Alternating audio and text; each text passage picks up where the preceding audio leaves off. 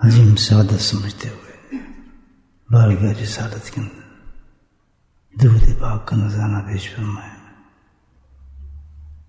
سرکار دو عالم صلی اللہ علیہ وسلم فرماتے ہیں کہ اللہ سبحانہ تعالیٰ نے دنیا کے اندر فرشتے مقرر فرمائے ہوئے ہیں جو گلیوں میں گھومتے پھرتے ہیں اور وہ صرف ایک کام کے لیے ہیں کہ وہ تلاش کرتے ہیں کہ کہاں پر درود شریف پڑھا جا رہا ہے، اور جیسے اس درود شریف کو دیکھتے ہیں پڑھتے ہوئے تو فرشتے جو اس کام کے لیے مقرر ہیں ان درود شریف کو اپنے پروں میں لے لیتے ہیں اور وہ درود شریف نبی پاک کی بارگاہ میں پیش ہوتے ہیں.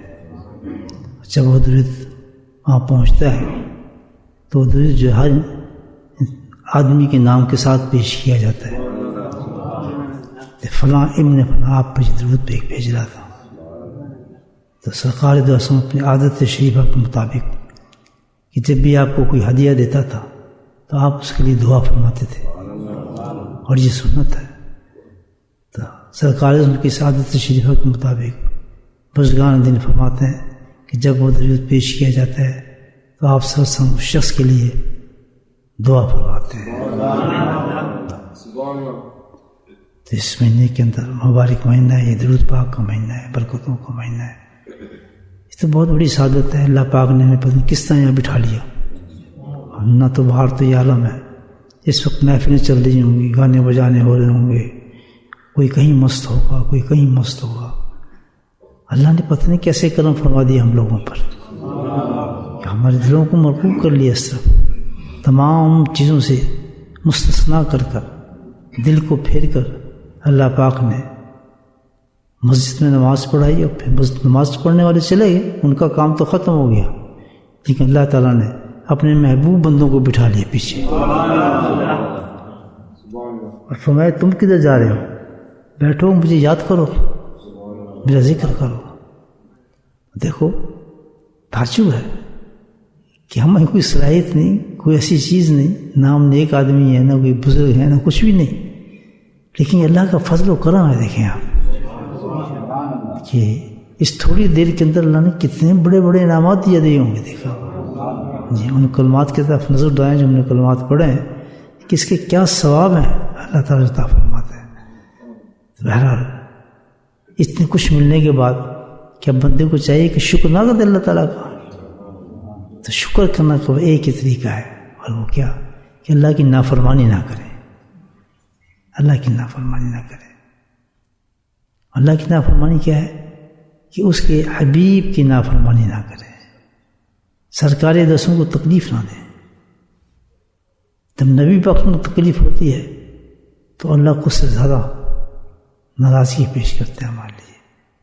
اور نبی پاک صرف ایک ہی بات سے ناراض ہوتے ہیں کہ جب ان کی سنت کو قطع کیا جائے. اپنی زندگی کے اندر دوستو نبی پاک سنتوں کو لے آئے. کوئی سنت بھی ایسی نہ ہو کہ جسے آپ چھوٹا سمجھیں، تصور بھی نہ ہو، بس پتہ چل جائے کہ آپ نے سمجھ یہ ادا کی ہے چیز، اسی وقت اس کو ادا کر لیں. دیکھیے اب کیا فرق ہے، آپ ٹوپی بھی پہنتے ہیں، اگر امامہ پہن لیں گے تو کیا فرق پڑ جائے گا؟ پتہ اس سے اتنا بڑا فرق پڑ جائے گا. ہمارے جسم پہ تو نہیں پڑے گا لیکن فرق پڑ جائے گا. فرق کیا پڑے گا کہ اللہ کے نبی ہم سے راضی ہو جائیں گے. کتنا بڑا فرق پڑ گیا. سرکار دو عالم بزرگان دین فرماتے ہیں حدیثوں کی روح کے اندر کہ سرکار دو عالم جو سب سے زیادہ جس عمل سے خوش ہوتے ہیں اور بندے کو محبوب رکھتے ہیں وہ صرف ایک ہی عمل ہے، جب وہ شخص نبی پاک میں طریقے پہ لیٹ جائے، سو جائے، کھانا کھا لے، آپ جیسا لباس پہن لے. وہ ہے کہ کسی چیز میں بھی نبی پاک میں صورت کر رہا ہے، اللہ کے نبی فوراً راضی ہو جاتا ہے اس بندے.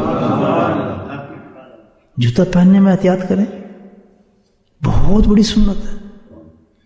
نبی پاک کے مطابق جوتا پہننے جیسے آپ کہتے تھے، الحمدللہ اللہ کہتا ہے یہ بندہ میرا محبوب بن گیا جوتا پہننے پر.